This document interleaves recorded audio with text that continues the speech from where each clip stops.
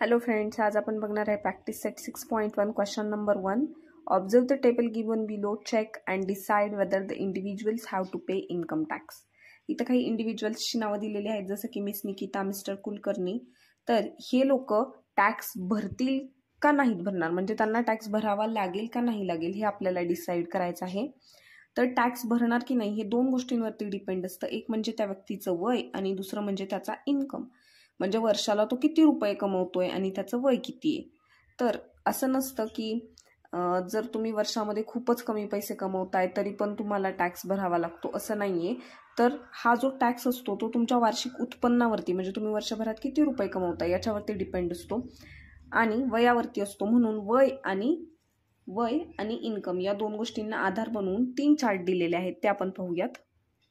तर हा आहे टेबल नंबर 1. याच्यामध्ये इंडिव्हिज्युअल्सचं एज जे आहे ते 60 वर्षांपर्यंत दिले, म्हणजे 60 वर्षांच्या आतमधले सगळेच लोक.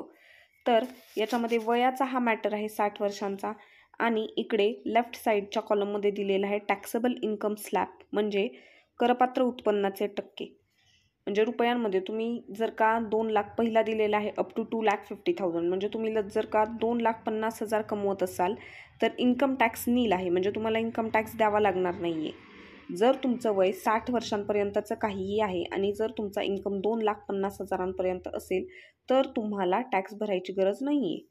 त्याच्यानंतर खालच्या सेकंड कॉलममध्ये दिलेले 2,50,001 ते 5 लाख रुपये, म्हणजे एवढे जर का तुमचं वार्षिक उत्पन्न असेल, म्हणजे वर्षामध्ये तुम्ही एवढे रुपये कमवत असाल तर तुम्हाला ऑन टॅक्सेबल इन्कम -2,50,000. तर तुमचा जे काही खर्च असतो, ॲक्च्युली टॅक्स काढताना काय केलं जातं, इन्कम टॅक्स काढताना तुमचा जो काही खर्च असेल तो तुमच्या उत्पन्नातून, म्हणजे समजा तुम्ही 5 लाख कमवत असाल वर्षाला, तर त्यातून तुमचे जर का 4 लाख खर्च होत असतील तर ते वजा केले जातात. आणि त्या 4 लाखांमधून जर जेवढे काही पैसे राहिलेले असतात त्याच्यावरती तुम्हाला कर लागत असतो. मग आता इथे आपल्याला 2,50,000 ते 5 लाख या रकमेमधून 2,50,000 ऑन टॅक्सेबल इन्कम -2,50,000 एवढे रुपये वजा करायचे आहेत. आणि राहिलेल्या रकमेतून, म्हणजे टॅक्सेबल जेवढी अमाऊंट असेल, जेवढ्यावरती तुम्ही कर देणार आहात त्याच्यापैकी 5% कर द्यावा लागतो. याच्या व्यतिरिक्त एज्युकेशनल सेस, म्हणजे जी काही उरलेली रक्कम असते त्याच्यावरती 2% इन्कम टॅक्स आणि secondary and higher education cess याच्यावरती 1% असा कर लागतो. तर हे बाकीचे बहुतेकदा जसेच्या तसेच राहतात. एजचा कॉलम आणि इन्कमचा कॉलम चेंज होतो. टेबल नंबर 2 मध्ये जे आहे ते एज दिलेलं आहे 60 to 80 इयर्स, म्हणजे 60 ते 80 वर्षांमधले जे लोक असतात ते जर का 3 लाखांपर्यंत कमवत असतील वर्षाला तर त्यांना इन्कम टॅक्स भरण्याची गरज नाही आहे. याच्या व्यतिरिक्त जर 3 लाख ते 5 लाख कमवत असतील तर 5%, 5 लाख ते 10 लाख कमवत असतील तर 10,000 रुपये भरायचेत आणि प्लस 20% टॅक्स आहे. आणि जर 10 लाखापेक्षा जास्त भरत असतील तर 1,10,000 रुपये टॅक्स भरून 30% भरावा लागणार आहे. म्हणजे जी काही टॅक्सेबल अमाऊंट असेल त्याच्यावरती 30% असतो. तर असा चार्ट 3 पण आहे. चार्ट 3 मध्ये एज अबाव 80 इयर्स, म्हणजे 80 वर्षांपेक्षा मोठे जे लोक आहेत त्यांच्यासाठी आहे हा चार्ट. जर ते लोक 5 लाखांपेक्षा जास्त कमवत असतील तर त्यांना इन्कम टॅक्स द्यावा लागत नाही.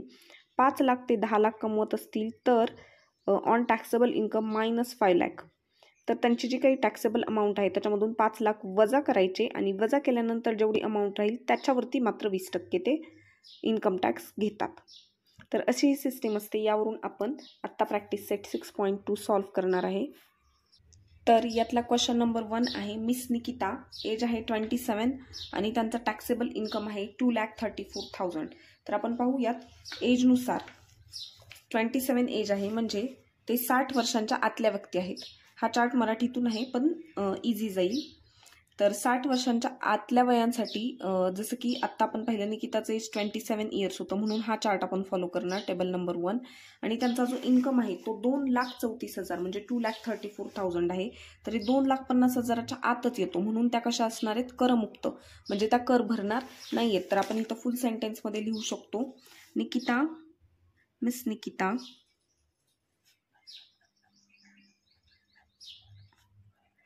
will not pay income tax.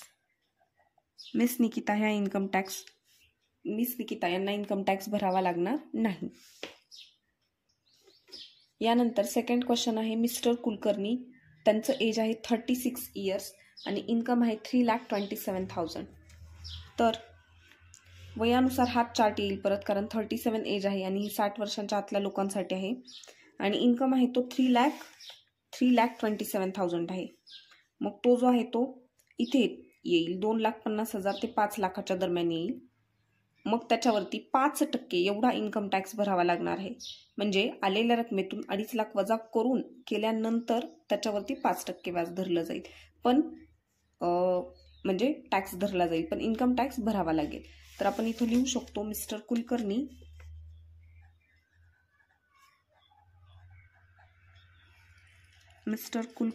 will have to pay income tax.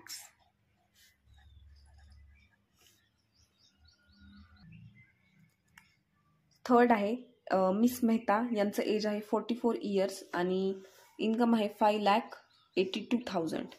तर एजनुसार चार्ट म्हणजे टेबल नंबर 1 नुसारच हे येतील, कारण 48 एज आहे म्हणजे 60 वर्षांच्या आतले व्यक्ती आहेत ते, आणि त्यांचा इन्कम साधारणतः 5 लाखाच्या आत आहे, म्हणजे 5,82,000 sorry.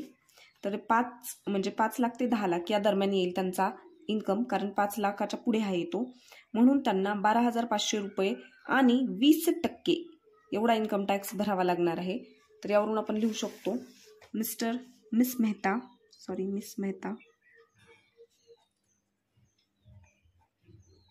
will have to pay income tax.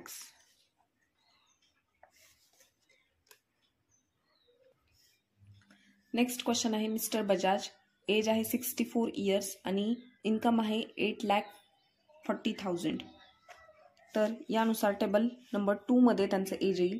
64 म्हणजे 60 वर्षांपेक्षा जास्त राहील आणि 8 लाख म्हणजे साधारणतः 5 लाख ते 10 लाख या दरम्यान त्यांचा जो काही आहे तो इन्कम राहील. तर त्यावरून त्यांना टॅक्स तर लागणारच आहे, साधारणतः 10,000 आणि वरती 20%.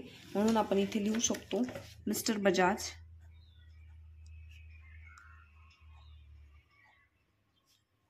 will have to pay income tax. आणि लास्ट क्वेश्चन आहे मिस्टर देसिवला, तर यांचं एज आहे ते 81 इयर्स आहे आणि इन्कम जो आहे तो 4,50,000 आहे. तर यानुसार चार्ट 3 मध्ये त्यांचं एज येईल की ते 80 वर्षापेक्षा जास्त आहेत आणि त्यांचा इन्कम जो आहे तो 5 लाखापेक्षा कमी आहे, म्हणून ते कसे असतील, करमुक्त असतील. तर यावरून आपण लिहू शकतो mister De Silva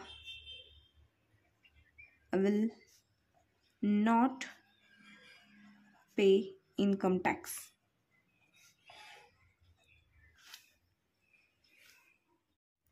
Question number 2. Mr. Kartar Singh, age 48 years, work in a private company. His monthly income after deduction of allowances is rupees 42,000 and every month he contributed rupees 3,000 to the GPF.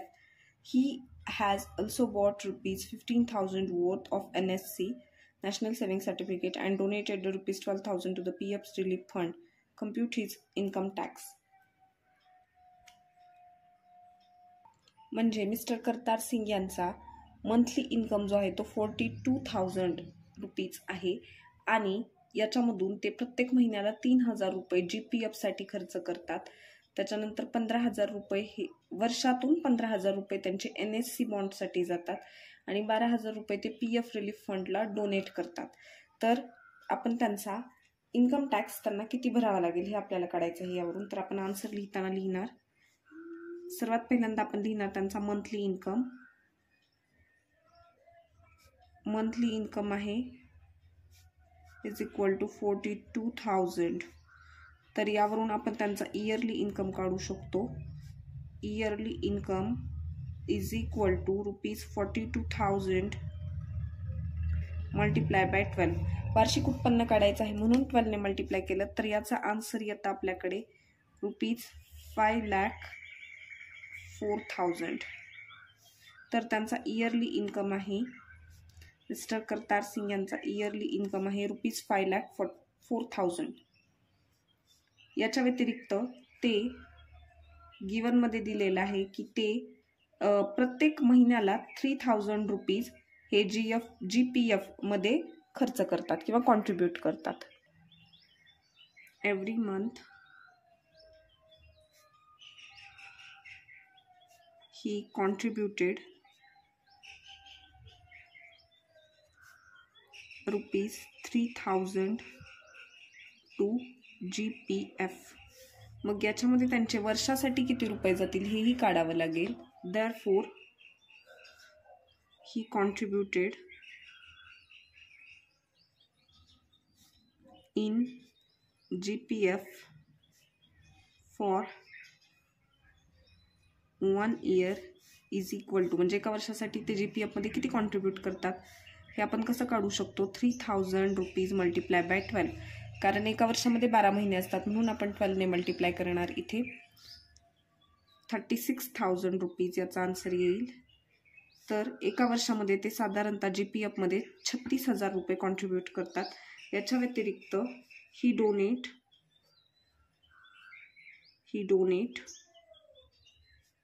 ₹12,000 to PM's relief fund, म्हणजे PM relief फंडला ते ₹12,000 देतात. आणि and he also bought ₹15,000 to NSC means the national saving certificate. याच्यासाठी इथे ₹15,000 देतात. म्हणजे आपल्याला दिलेल्या अमाऊंटमधून टोटल डिडक्शन जी आहे ती या सर्व रुपयांची करावी लागणार आहे. तर आपण इथे लिहू शकतो total deduction is equal to 36,000 plus 12,000 plus 15,000 यांची ॲडिशन केली तरी 63,000 येतात. याचा अर्थ काय आहे की त्यांचं वार्षिक उत्पन्न जे आहे त्यांना वर्षाला एवढा पैसे मिळतात. म्हणजे त्यांना पगार किती ₹42,000 आहे, यानुसार त्यांना वर्षाला ₹5,04,000 मिळतात. परंतु त्यांचा वर्षाला एवढा खर्च होत आहे, म्हणजे हे गव्हर्नमेंटचे सगळे असतात डोनेशन किंवा फंड वगैरे हे सगळे, तर तिथले कॅल्क्युलेट केले जातात फक्त मायनस करण्यासाठी. तर आपण एवढेच मायनस करणार आहोत कारण जेवढे त्यांनी दिलेले आहेत. तर ह्या सगळ्या रुपयांना आपण त्यांच्या ओरिजिनल जेवढा पगार आहे, सॅलरी आहे, त्याच्यामधून आपण ही रक्कम वजा करणार आहे. तर वजा केल्यानंतर येणारं उत्तर असेल ती असेल टॅक्सेबल इन्कम. म्हणजे किती रुपयांवरती टॅक्स लागेल, टॅक्सेबल इन्कम आपल्याला काढायची आहे. तर जेवढ्या रुपयांवरती टॅक्स लागणार आहे ती रक्कम आपण ₹5,04,000 मधून वजा करून काढणार. 63,000. 4,41,000 ही टॅक्सेबल अमाऊंट आहे. म्हणजे टॅक्सेबल इन्कम म्हणजे त्यांच्या जेवढी त्यांची कमाई होती ₹5,04,000, त्यापैकी फक्त ₹4,41,000 एवढ्या रकमेवरती त्यांना टॅक्स भरावा लागणार आहे. पण आपण ॲज पर चार्ट देखील पाहणार आहे की त्यांचं एज जे आहे ते 48 इयर्स आहे. मग त्यानुसार त्यांना टॅक्स कसा पे करावा लागेल. आपण इथे पाहू शकतो की त्यांची जी इन्कम म्हणजे टॅक्सेबल इन्कम जो आहे त्यांचा 4,41,000 होता, जो की या दोघांच्या मध्ये येईल. म्हणजे 2.5 लाख ते 5 लाखाच्या मध्ये येईल 4,41,000. मग याच्यासाठी 5% एवढा लागणार आहे आपल्याला इन्कम टॅक्सचा रेट. पण त्याच्या आधी आपल्याला करपात्र उत्पन्न वजा 2.5 लाख यावर हे करावं लागेल. म्हणजे काय की आपले जे 4,41,000 आले होते त्याच्यामधून आपण 2.5 लाख रुपये वजा करणार आहोत. कारण आपल्याला हे चार्टमध्ये टेबलमध्ये दिलेलं आहे. म्हणून आपण 4,41,000 मधून 2.5 लाख वजा करणार आणि मग उरलेल्या रकमेवरती 5% काढणार. Therefore, ₹4,41,000 minus 2,50,000. तर 4,41,000 मधून वजा केलेत तर आपल्याकडे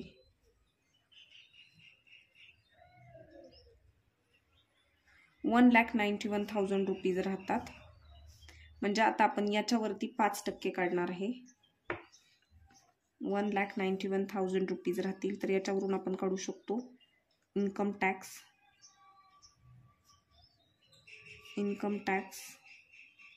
ऑन ₹1,91,000 आणि तो आहे आपल्याकडे 5% ॲज पर चार्ट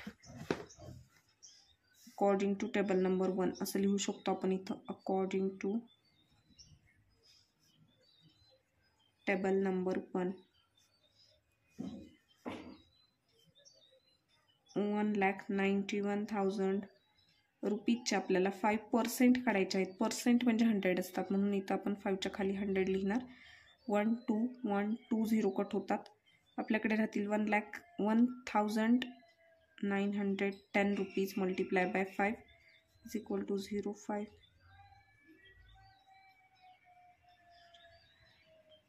तर जो इन्कम टॅक्स आहे तो करतार सिंग यांना 9,550 रुपीज एवढा भरावा लागणार आहे. पण याच्या व्यतिरिक्त जसं आपण चार्टमध्ये पाहिलेलं होतं तसं हे याच्या व्यतिरिक्त आपल्याला हे आयकराच्या 2% म्हणजे शिक्षण उपकर ज्याला आपण एज्युकेशनल सेस म्हणतो तो आणि माध्यमिक व उच्च माध्यमिक शिक्षण उपकर म्हणजे जो काही higher secondary and secondary educational cess आहे तोही आपल्याला काढावा लागेल. तर त्याच्यामधला पहिला असतो तो 2%, दुसरा आहे तो 1%. त्यानुसार आपण काढणार. तर एज्युकेशनल सेस जो आहे तो आपण आत्ता 9,550 रुपयांवरती काढणार आहे. 2% ऑन ₹9,550 या रुपयांवरती काढणार आहे. तर आपण हे रुपये लिहून घेऊयात. 9,550 मल्टिप्लाय बाय 2% आहेत म्हणून 2 डिवायडेड बाय 100 करणार. या 0 सोबत हा 0 कट होईल. 2 1 जा 2, 2 5 जा 10 म्हणजे आपल्याकडे राहतात 955 डिवायडेड बाय हे 5. 5 1 जा 5, 5 1 जा 5, 4 राहतील. 5 9 जा 45, 5 1 जा 5 म्हणजे ₹191 एवढे रुपये आपल्याला एज्युकेशनल सेस हा द्यावा लागणार आहे. करतार सिंग यांना द्यावा लागणार आहे. सेकंड होता याच्यामधला HSC म्हणजे हायर सेकंडरी एज्युकेशनल सेस जो होता तो होता 1% ऑन ₹9,550. याच रुपयांवरती आपल्याला 1% काढायचा आहे educational cess. Therefore 9,550 multiply by 1/100. 1% काढायचे आहेत म्हणून 1/100. 0 सोबत 0 कट होतो म्हणजे आपल्याकडे राहतात 955 डिवायडेड बाय 10. या 0साठी आपण इथे एक पॉईंट घेऊ शकतो म्हणजेच 95.5 एवढे रुपीज आपल्याला द्यावे करतार सिंग यांना द्यावे लागणार आहेत HSC साठी. तर आता आपण काढू शकतो की टोटल किती इन्कम टॅक्स होतोय. तो total income tax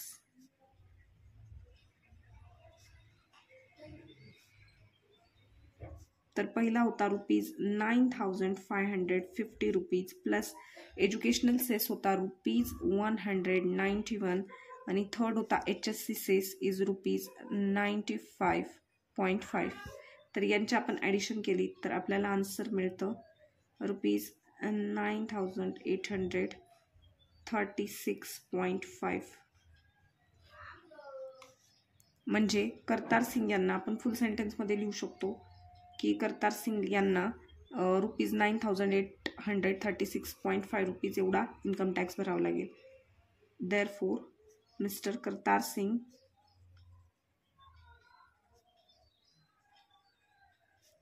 will pay ₹9,836.5 income tax.